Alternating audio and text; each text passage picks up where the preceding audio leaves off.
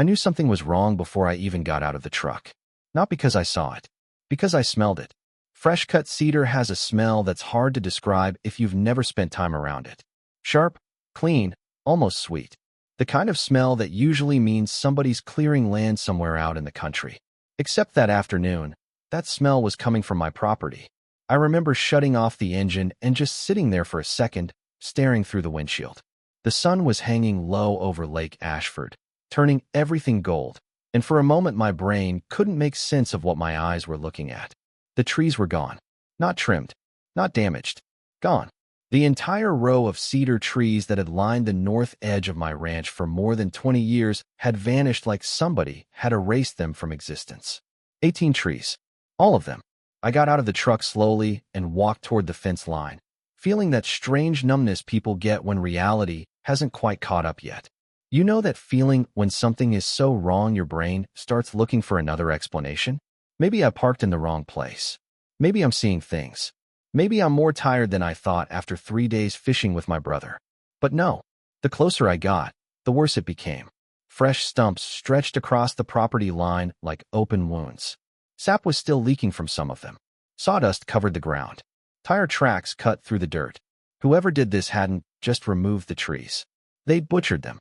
And sitting on my fence post, fluttering in the breeze like some kind of trophy, was a bright blue envelope. The Crestwood Shores Homeowners Association. I stared at it for a long second. Then I laughed. Not because anything was funny. Because deep down, I already knew exactly who this was about.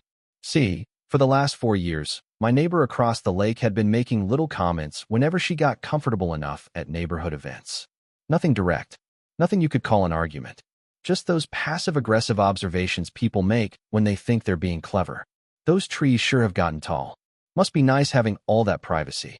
It's a shame more people can't enjoy the lake view. Her name was Diane Mercer, president of the HOA, and owner of a giant glass-walled house sitting uphill behind my property. Years ago, before the cedars matured, her second-floor balcony had a perfect view across the water. Then the trees grew. My trees. On my land. And suddenly her million-dollar sunsets weren't quite as perfect anymore. I finally opened the envelope. The letter inside was full of legal language, polite wording, and the kind of fake professionalism that somehow feels more insulting than an outright threat. According to the HOA, my trees represented an immediate wildfire hazard.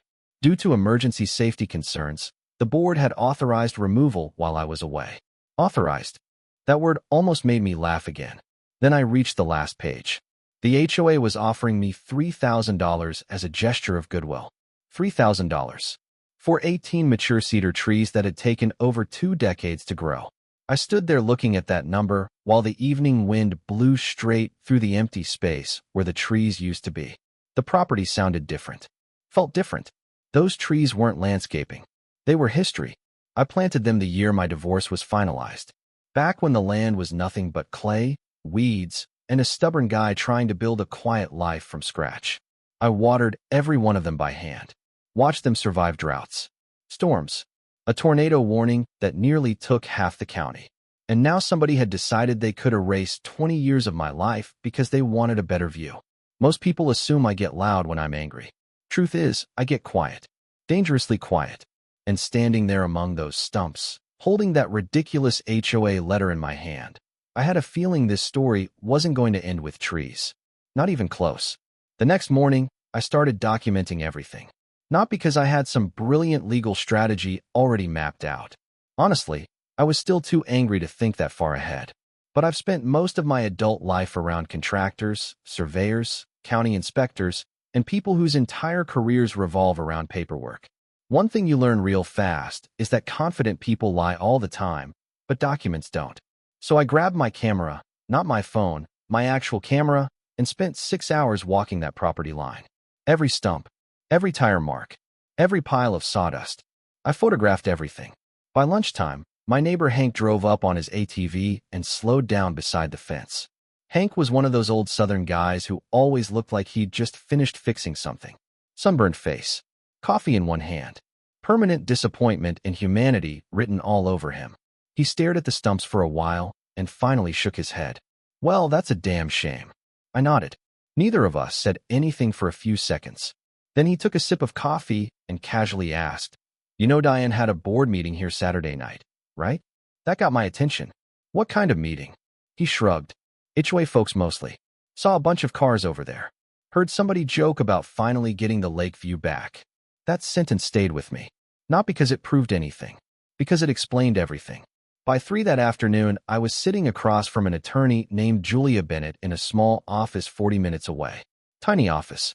Old carpet. Coffee that tasted like it had been filtered through a lawn mower. But I liked her immediately. She didn't try to impress me. She didn't make promises. She just listened. I handed over the HOA letter, my property survey, and a flash drive full of photographs. Julia spent several minutes quietly reviewing everything. Then she looked up. "You still have the original closing documents from when you bought the property?" "Yeah." "Good." She tapped the survey. "Because if this is accurate, somebody just committed 18 separate acts of trespassing with heavy equipment." I don't know why, but that word changed everything. Trespassing. Up until that moment, I'd been thinking about the situation emotionally. Annoying neighbors. HOA politics. Petty power games. But trespassing sounded different. Trespassing sounded expensive. Julia spent the next hour comparing my property records against the HOA boundary maps. Eventually, she leaned back in her chair and smiled. Not a happy smile. The kind of smile mechanics get when they discover your transmission isn't broken. It's exploded. "Interesting," she said. I didn't like that word coming from a lawyer. Interesting how the HOA has absolutely zero authority over this section of your property. I blinked.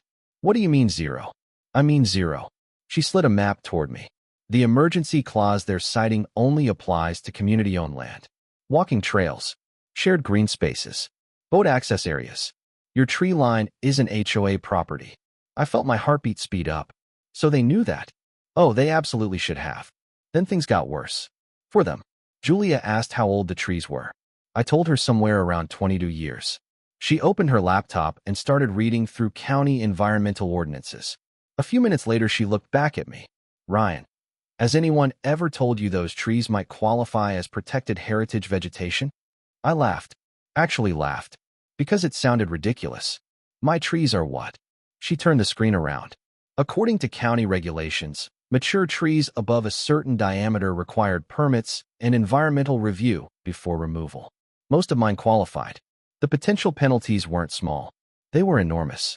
For the first time since finding those stumps, I felt something other than anger. Hope. Real hope. Because suddenly this wasn't a homeowner fighting an HOA. This was an HOA standing in front of a freight train they didn't know was coming. And then Diane made the mistake that changed everything. She couldn't stay quiet. 3 days after legal notices were sent, my phone rang while I was loading feed bags into the bed of my truck. "Diane." I almost ignored it. Almost. But curiosity got the better of me. The moment I answered, she launched into the sweetest voice I'd ever heard her use. "Ryan, I just hate how ugly this whole situation has become." I leaned against the truck and said nothing. Silence is powerful. Most dishonest people can't stand it. Sure enough, she kept talking. She explained how difficult leadership was, how the board had responsibilities, how tough decisions had to be made. Then she said the sentence that would eventually destroy her.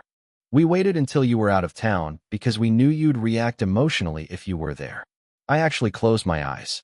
Not because I was angry, because I couldn't believe she'd just said it. There was a long pause. Then I spoke as calmly as I could. "Diane, would you mind sending that explanation to me in an email? I want to make sure I understand everything correctly." Without hesitation, she said, "Of course. Of course." 2 hours later, Julia and I were sitting at my kitchen table reading what amounted to a written confession. Diane explained the board had discussed my trees for months. She admitted they knew I'd be away. She admitted timing the removal around my trip. She even wrote that the community's visual interests outweighed individual landscaping preferences. Julia read it twice. Then she leaned back laughing. Not a loud laugh. The dangerous kind. The kind lawyers laugh when they know the other side just handed them ammunition. And we weren't done yet. A week later, the tree company received a records request. Most contractors want nothing to do with lawsuits. They turned everything over almost immediately. Invoices, work orders, internal notes, crew reports. Buried inside the paperwork was a handwritten note from the supervisor. Client present at 6:08 a.m. confirmed removal instructions personally. Client. Meaning Diane. Meaning she wasn't just aware of what happened. She was standing there while it happened. Watching, directing, making sure every tree came down. That was the moment the case stopped being about property damage. It became something else entirely. A story about power. About entitlement. About what happens when someone spends so many years getting away with things that they start believing consequences are something that only happen to other people. And Diane Mercer still thought she was in control. She still believed this was a neighborhood disagreement. She had absolutely no idea what was waiting for her inside a courtroom. The mediation session lasted less than 2 hours. Honestly, by the time it started, everybody in that room already knew how it was going to end. Everybody except Diane. That's the strange thing about people who spend years getting their way. Eventually, they stop recognizing danger. Julia and I walked into the county mediation office carrying 3 binders, 2 flash drives, and absolutely no interest in signing confidentiality agreements. The HOA's legal team was already there. So was Diane. She sat at the end of the conference table wearing a navy blazer and the same tight smile she'd worn at every neighborhood event for years. The smile that said she believed she was the smartest person in the room. But something was different now. You could see it around her eyes. The lack of sleep, the tension, the uncertainty. The HOA attorney opened with an offer just under $100,000. Property damages, replacement landscaping, mutual release of claims, non-disclosure agreement. In other words, they wanted silence. Julia didn't even look at me. She simply slid the paperwork back across the table. My client isn't interested in helping anyone bury evidence. The room got very quiet. Diane crossed her arms. Then for the first time all morning, she looked directly at me. "Ryan," she said, "do you really want to destroy this community over some trees?" I remember staring at her for a second because that sentence explained everything. Even now, even after all the evidence, she still didn't understand what she'd done. She still thought she was the victim. I leaned back in my chair. "No, Diane." The room went silent. "You destroyed trust in this community the moment you sent chainsaws onto private property before sunrise." Nobody said a word. 10 minutes later, mediation was basically over. Then Julia played her final card. During discovery, our team had recovered deleted HOA text messages. And when those printed screenshots landed on the table, I watched the HOA attorney physically deflate. There it was, in black and white. Months of messages. Diane complaining about losing her lake view. Diane demanding the board do something. Diane suggesting they use fire regulations if necessary. One message simply read, "Find a way. I'm tired of looking at trees." That was it. The moment the case stopped being defensible. Because mistakes happen. Miscommunication happens. Premeditation is different. We walked out without a settlement. And honestly, I felt relieved. Court wasn't emotional anymore. It wasn't personal anymore. It was math. 8 weeks later, we went to trial. By then, the story had spread all over the county. Local newspapers picked it up. Community Facebook groups exploded. Suddenly, people who'd spent years agreeing with Diane started pretending they'd never liked her. Funny how courage always seems to arrive after consequences. The courtroom itself wasn't dramatic. No movie moments. No surprise witnesses. Just facts. Cold air conditioning. Old wooden benches. Stacks of documents. Julia built the case one piece at a time. Property surveys. GPS photographs. Contractor invoices. Environmental regulations. Emails. Text messages. Then came the testimony. The contractor supervisor took the stand and confirmed under oath that Diane had personally approved the removals before work began. I watched several jurors exchange looks. Because that's when the story became impossible to explain away. An accident doesn't happen at 6 in the morning. An accident doesn't involve planning meetings. An accident doesn't involve waiting until a property owner leaves town. For 4 days, the evidence kept piling up. And with every document, every email, every witness statement, Diane looked smaller, less confident, less certain, almost like she was finally seeing herself through everyone else's eyes. The verdict arrived 9 days later. Intentional trespass, property destruction, abuse of authority, environmental violations, full damages awarded, additional penalties, legal fees. The financial impact was massive, far bigger than anyone expected. The HOA's insurance company got involved. Special assessments were issued throughout the neighborhood. Board members resigned, and Diane was permanently removed from leadership. For a woman who'd spent years controlling everything around her, it was a spectacular collapse. But the part people always ask about isn't the lawsuit. It's what happened afterward. About a month after everything was finalized, I hired a landscape architect and an environmental consultant. Together we designed something very specific. Not revenge. Not exactly. Protection. 36 new trees. Multiple species. Multiple heights. Layered growth patterns. Every single one professionally documented. Surveyed. Registered. Protected under county regulations. If someone ever wanted to remove those trees in the future, they'd need permits, hearings, reviews, approvals, and enough paperwork to fill a filing cabinet. The new tree line ended up thicker than the original. Taller too, eventually. A few months into the project, Hank stopped by while crews were planting. He stood beside me drinking coffee and watching the work. After a while he grinned. "That's one hell of a privacy fence." I laughed. "No." He looked over. "This isn't a fence." "What is it then?" I watched another cedar being lowered into the ground. Then I told him the truth. "It's a reminder." The funny part? About a year later, Diane sold her house. Some people said it was because of the lawsuit. Others said it was because she couldn't handle living behind the replacement trees. Truthfully, I don't know. And honestly, I don't hate her. I really don't. Because over time I realized she taught me something important. Most people think justice is loud. They think it's revenge, arguments, humiliation, victory speeches. But real justice is usually much quieter than that. It's paperwork, patience, consequences arriving one document at a time until reality becomes impossible to ignore. The new trees are tall now. Not as tall as the originals yet, but they're getting there. And when the wind moves through them at night, the property sounds right again. Sometimes I'll sit on the porch with a cup of coffee and listen. And every now and then I'll think about how differently this story could have ended if I'd accepted the money and walked away. Maybe life would have been easier. Maybe it would have been less stressful. Or maybe some lessons only get learned when somebody finally says enough.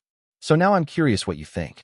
If you came home and discovered someone in power had crossed a line like this on your property, would you have taken the settlement and moved on?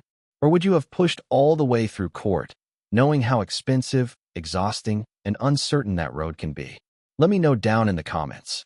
Because every time I tell this story, people end up divided right down the middle. And honestly, I can understand both sides.